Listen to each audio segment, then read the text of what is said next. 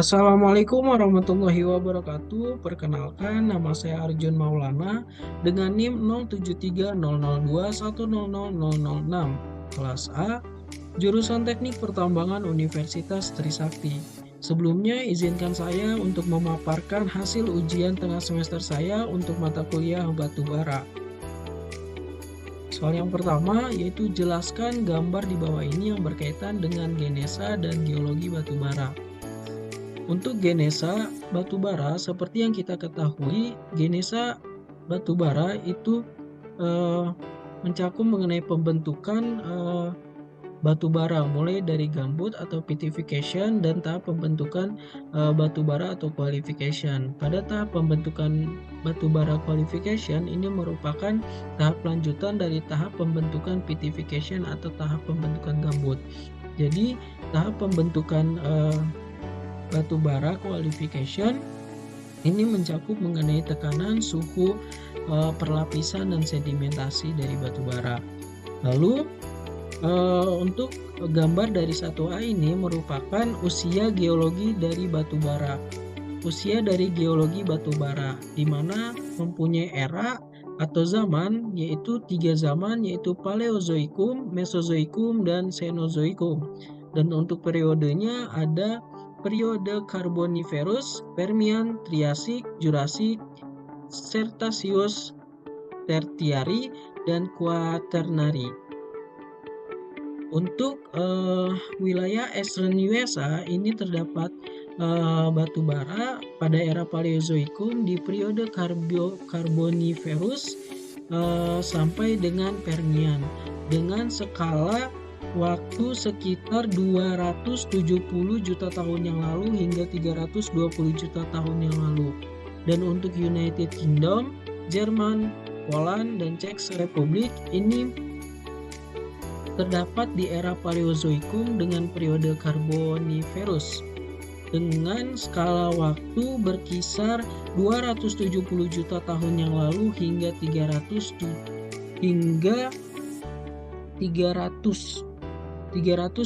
juta tahun yang lalu, atau sekitar kurang lebih 208 juta tahun yang lalu sampai dengan 320 juta tahun yang lalu.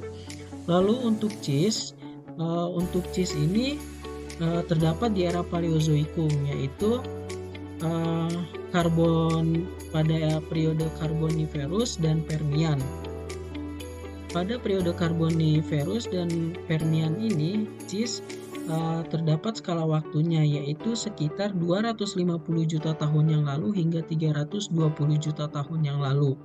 Dan cis juga mendapat batu bara di era Mesozoikum, atau terdapat batu bara di era Mesozoikumnya, terutama periode Jurassic, yaitu sekitar 170 juta tahun yang lalu hingga 200 juta tahun yang lalu.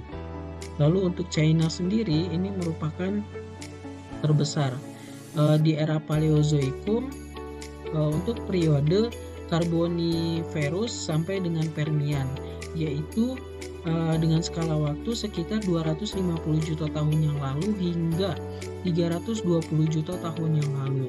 Nah, untuk di zaman Mesozoikumnya itu pada periode Jurassic sampai dengan Cretaceous. Ini merupakan skala waktu terpanjang atau terlama, yaitu sekitar 70 juta tahun yang lalu sampai dengan 200 juta tahun yang lalu.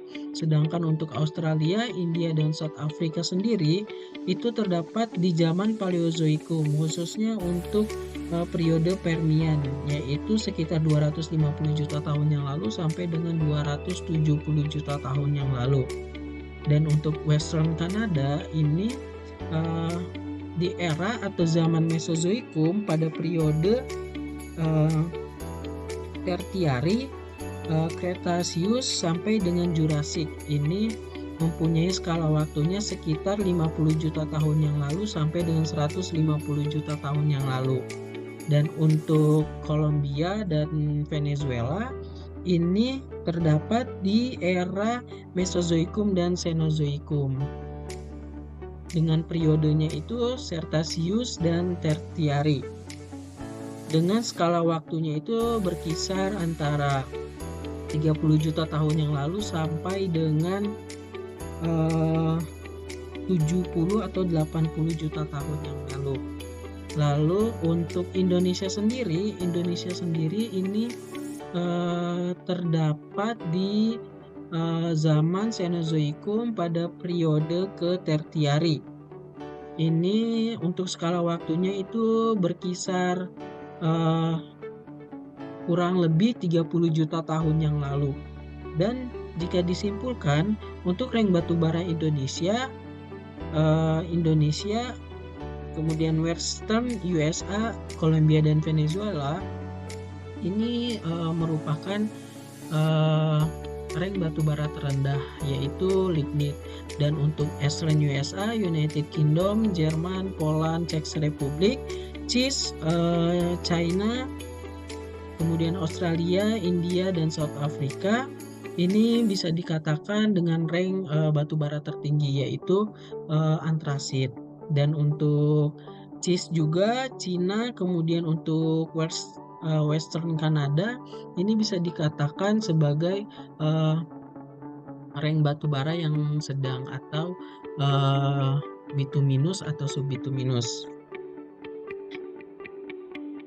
Kemudian untuk soal yang kedua adalah jelaskan mengenai komponen mikro dari batubara, di mana komponen mikro batubara dalam mengidentifikasikannya itu batubara yang dilakukan secara mikroskopik.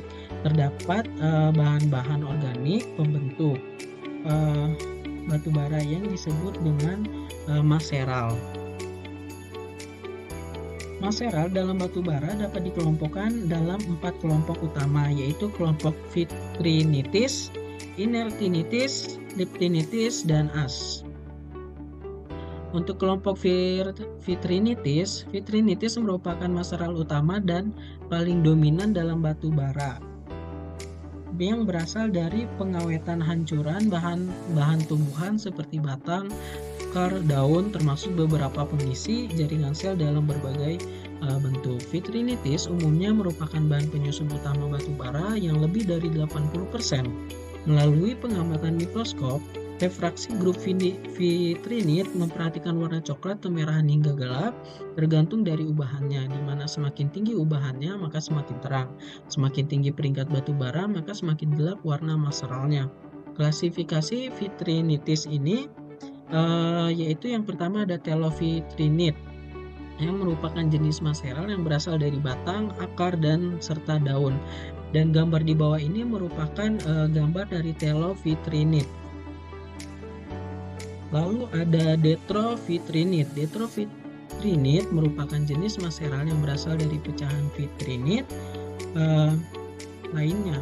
Lalu ada geologi vitrinit. Geologi vitrinit ini merupakan jenis maseral yang berasal dari jaringan berstruktur koloid, sama seperti gambar yang ada pada soal.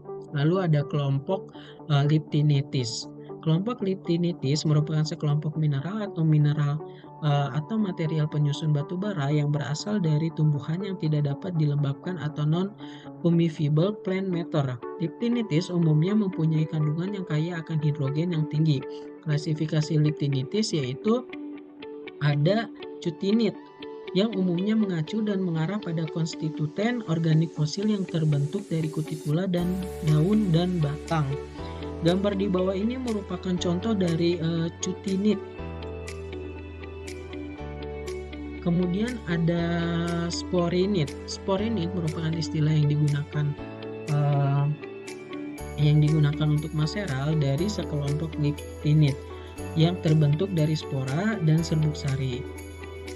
Sporinit ini terdiri dari membran luar aksinas dan perinus, dan gambar di bawah ini merupakan contoh dari sporinit. Lalu ada kelompok inertinites.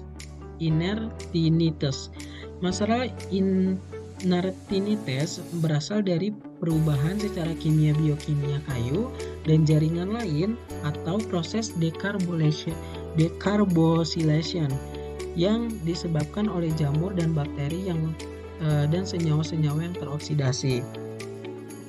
Maseral inertinit merupakan komponen yang teroksidasi karena berkurangnya kelembapan gambut. Kandungan inertinitas yang relatif rendah dapat menunjukkan batu bara berasal dari pengendapan yang basah dan tingkat oksidasi yang rendah. Nah, klasifikasi inertinitas ini yaitu yang pertama ada charcoal. Charcoal merupakan jaringan batang kayu yang diaromalisasi selama awal qualification berlangsung, yaitu seperti carring dan oksidasi dan lain-lain. Secara mikroskopis, sharing ini berwarna putih dan abu-abu muda, putih sampai kekuningan dalam cahaya yang pantul. Lalu ini merupakan gambar dari charcoal. Kemudian ada kelompok as. Keberadaan as pada lapisan batu bara dikarenakan senyawa organik dan anorganik, mineral matter, yang merupakan hasil rombakan material di sekitarnya. Sedimentasi dan pembatubaraan. Klasifikasi as ini yaitu seperti pada gambar soal tadi ada sedimentasi dan mineral, di mana sedimentasi berasal dari material yang mengendap ke dalam endapan batu bara, endapan kristal yang masuk bersama air ke dalam rekan-rekan cleavage pada selama atau sesudah pembentukan batu bara. Lalu ada mineral. Mineral ini terdapat di dalam batu bara dengan bentuk partikel halus yang tersebar ke seluruh bagian batu bara. Pada dasarnya, sebagian material ini ialah unsur-unsur anorganik yang berasal dari tumbuhan yang yang membentuk batu bara tersebut, dan sebagian lainnya dari material sampingan yang terbawa ke dalam batu bara selama proses pembentukan batu bara. Maka dari itu, jumlah serta sifat mineral dalam batu bara setiap lapisannya berbeda-beda. Lalu soal yang kedua adalah mengenai jelaskan gambar di bawah ini yang berkaitan dengan parameter kualitas dan peringkat batu bara. Pada gambar 2A ini merupakan komponen batu bara. Nah, komponen batu bara ini bisa dilihat. Komponen-komponen batu bara ini apa saja sih? Yang pertama ada free moisture atau air permukaan. Free moisture adalah air yang terdapat di permukaan batu bara atau di dalam pori-pori yang berukuran besar. Kandungan air ini akan hilang dengan cara dikeringkan oleh suhu sekitar, udara, atau menggunakan pemanasan oleh oven. Lalu ada inherent moisture. Inherent moisture adalah air bawaan yang berada pada pori-pori kecil atau pipa kapiler pada batu bara, dapat dihilangkan kandungannya dengan cara pemanasan oleh oven dengan suhu tertentu, umumnya menggunakan suhu sekitar 105 derajat sampai dengan 110 derajat. Lalu ada total moisture. Total moisture adalah seluruh jumlah air yang terdapat pada batu bara dalam bentuk inherent dan adherent pada saat batu bara diambil sampelnya. Mineral matter adalah unsur-unsur yang terikat secara organik dalam rantai karbon sebagai kation pengganti hidrogen. Unsur ini biasanya ada dalam batu bara pada saat pembentukan batu bara yang berasal dari tumbuhan atau pohon yang telah lama mati, sesuai dengan pembentuk batu bara tersebut. Lalu ada abu atau yang biasa disebut sebagai as. As yaitu unsur-unsur yang terikat secara organik dalam rantai karbon sebagai kation pengganti hidrogen. Lalu ada volatile matter. Volatile matter merupakan bagian dari batu bara atau bagian sampel batu bara yang dikeringkan atau air dried. Zat terbang yang terkandung dalam batu bara. Zat yang terkandung dalam volatile matter ini biasanya gas hidrokarbon, terutama gas metan. Maka dari itu, volatile matter itu sangat mudah terbakar. Lalu ada fixed carbon. Fixed carbon atau karbon tertambat adalah residu padat yang mudah terbakar yang tersisa di tungku setelah bahan yang mudah menguap di suling. Sebagian besar terdiri dari karbon, tetapi juga mengandung beberapa hidrogen, oksigen, belerang, dan nitrogen yang tidak dihilangkan dengan gas, sehingga dapat memberikan perkiraan kasar nilai kalor dari batu bara tersebut. Kemudian ada komponen dasar pelaporan analisis. Berdasarkan gambar dasar pelaporan basis yang digunakan, maka untuk AR sendiri atau as received merupakan data contoh asli, yaitu data yang dihitung berdasarkan kondisi di mana batu bara berada dalam keadaan asal ketika diterima di laboratorium. Kemudian ada ADB.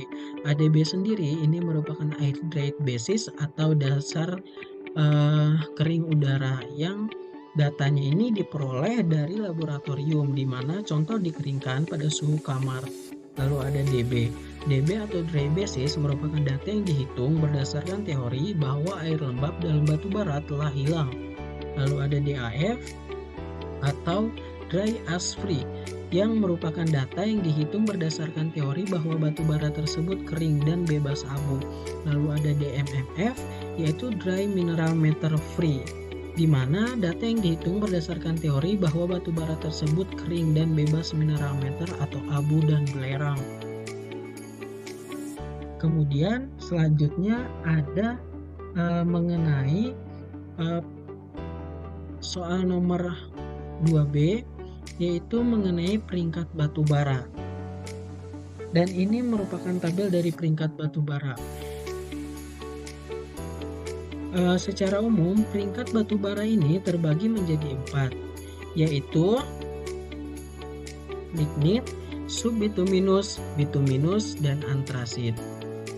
Untuk lignit ini mempunyai tipe, yaitu tipe A dan tipe B, dan untuk subbituminus ini mempunyai tipe juga, yaitu ada tipe A, tipe B, dan tipe C.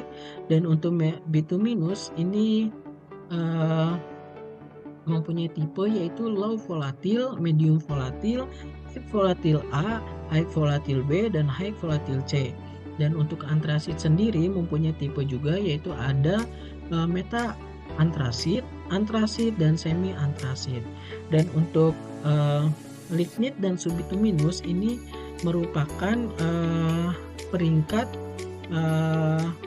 batu bara yang paling bawah. Kemudian untuk ukuran sedang atau medium, batu bara, ranking batu bara itu ditempati oleh bituminus. Lalu untuk high tingginya atau ranking batu bara atas itu adalah antrasit. Kemudian adalah antrasit. Jika dilihat pada gambar bahwa pemeringkatan batu bara itu ditentukan oleh 3 parameter, yaitu ada fixed karbon atau karbon tertambat, kemudian ada volatimeter atau kadar zat terbang, dan calorific value atau nilai kalor.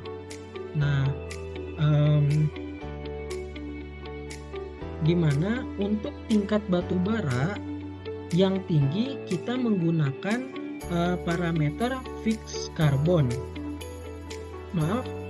Untuk batu bara yang tinggi kita menggunakan parameter fixed karbon dan volatimeter. Sedangkan untuk tingkat batu bara yang rendah kita menggunakan parameter calorific value.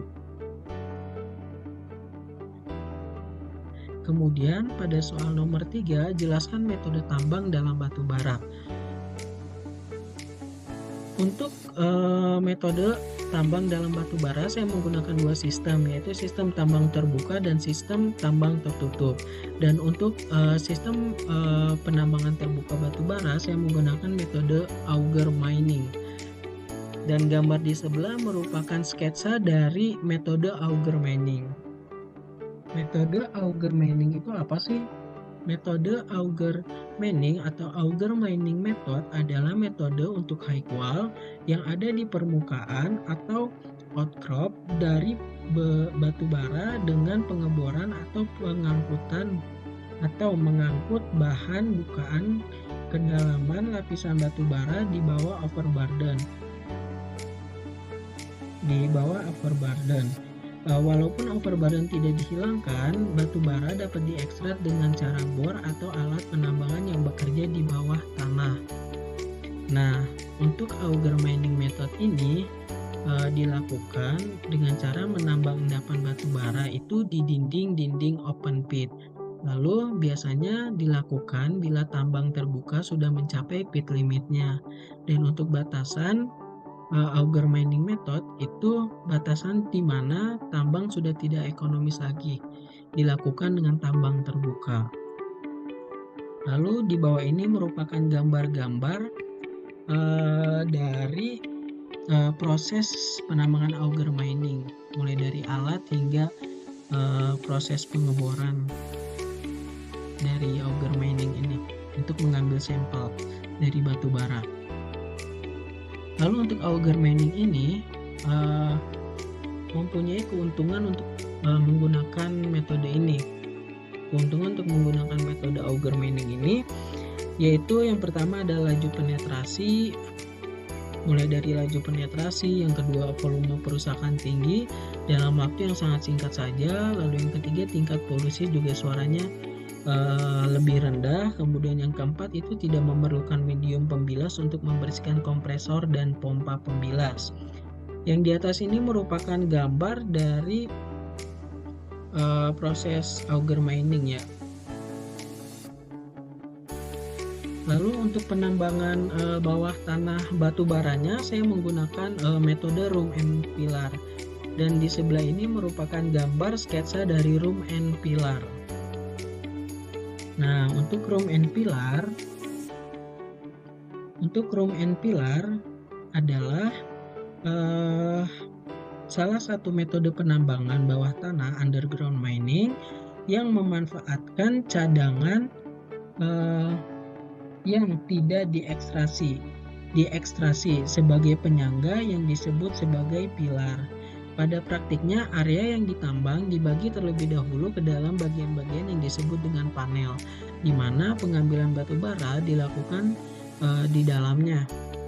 Kelebihan dari metode room and pillar yaitu yang pertama, produktivitas moderat hingga tinggi, biasanya 3,5 ton atau per orang sampai jam untuk continuous mining dan 2,9 ton per orang jam untuk konvensional.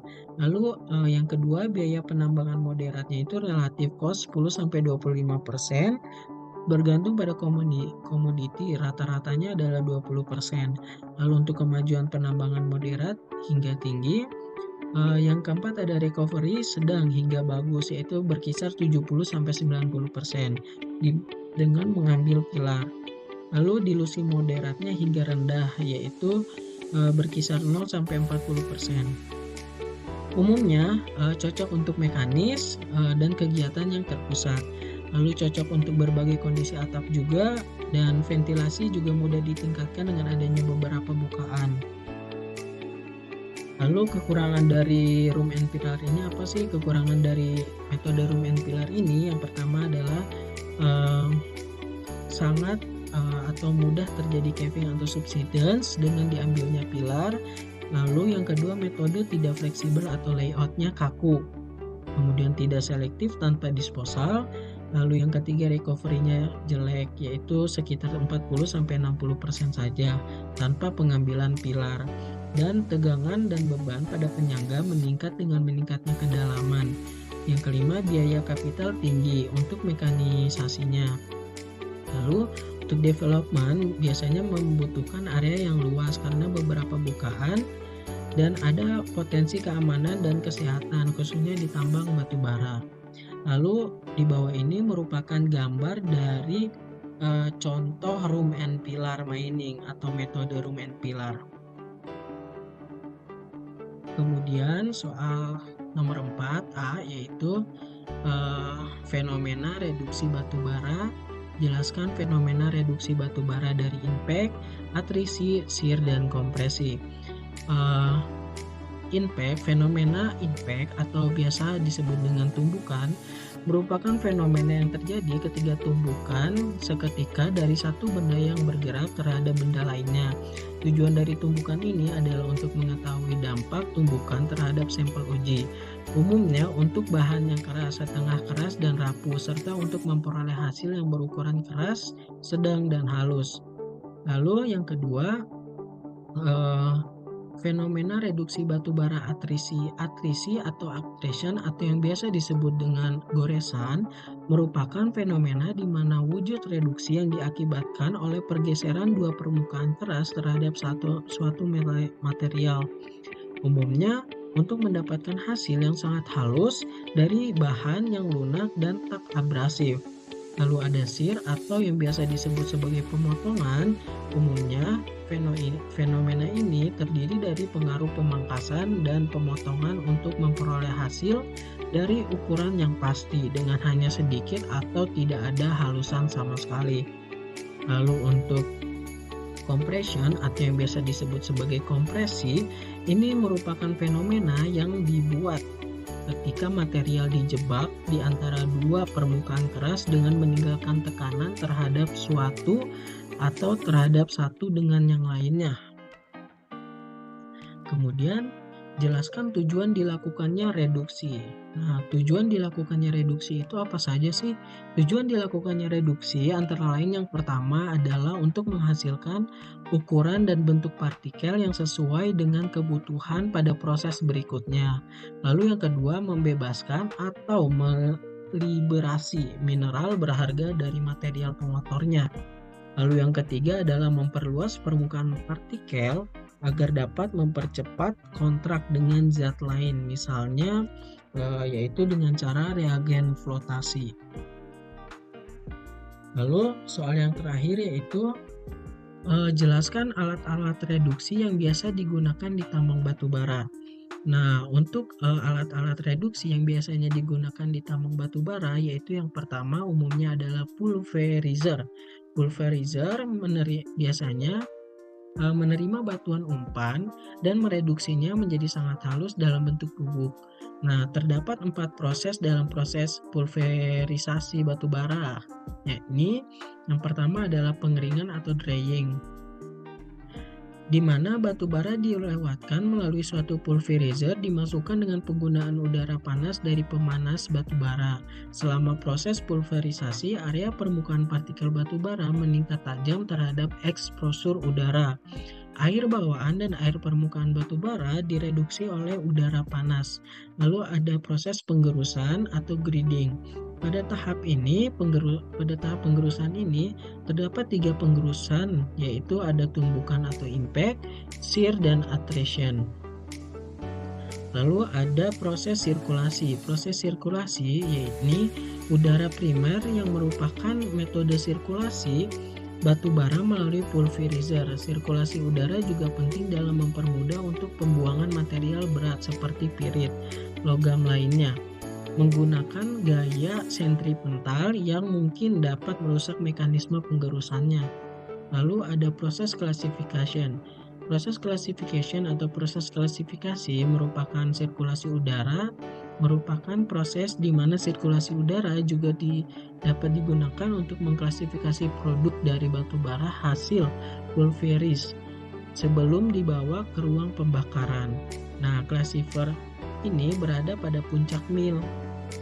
Classifier akan mengembalikan material oversize kembali ke pulverizer dan mengirimkan batu bara yang sudah halus ke ruangan pembakaran. Classifier sangat penting dalam menghasilkan kualitas batu bara hasil penggerusan dengan kehalusan yang diinginkan. Nah, ini merupakan alat yang digunakan, yaitu pulverizer yang biasanya digunakan untuk alat untuk batu bara. Nah, ini merupakan gambaran dari pulverizer batu bara. Lalu ada tumbling mill. Nah, tumbling mill ini merupakan silinder horizontal. Merupakan silinder horizontal yang berputar pada sumbunya. Di dalamnya berisi grinding media, misalnya bola baja, bola keramik, batang baja, sebanyak 35% sampai 50% volume silinder. Perbedaan batang baja dan bola baja, umumnya batang baja ini membutuhkan energi sekitar 20%, lebih banyak daya dan penggilingan selektif yang lebih baik dibandingkan dengan bola baja. Lalu untuk proses-proses penggilingan yang terjadi di dalam tumbling mill ini antara lain yang pertama ada crushing. Crushing ini dilakukan oleh energi tumbukan terhadap partikel yang berukuran besar. Lalu ada coarse grinding. Coarse grinding ini merupakan proses yang dilakukan oleh sebagian energi gesekan terhadap partikel-partikel yang agak kasar. Kemudian ada fine grinding. Fine grinding merupakan proses yang dilakukan oleh energi gesekan terhadap partikel-partikel yang kecil menjadi partikel-partikel yang lebih halus. Nah, di bawah ini merupakan gambaran mengenai tumbling mill beserta dengan bola bajanya.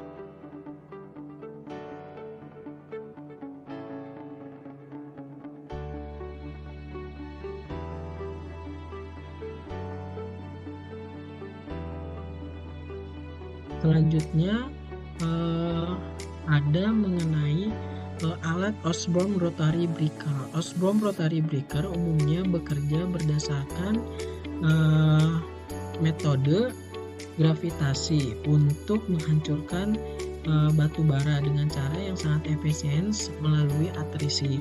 Osborne Rotary Breaker mempunyai kapasitas maksimum 200 TPH dengan ukuran umpan maksimum 600 mikrometer. Di bawah ini merupakan gambaran mengenai alat Osborne Rotary Breaker yang umumnya digunakan.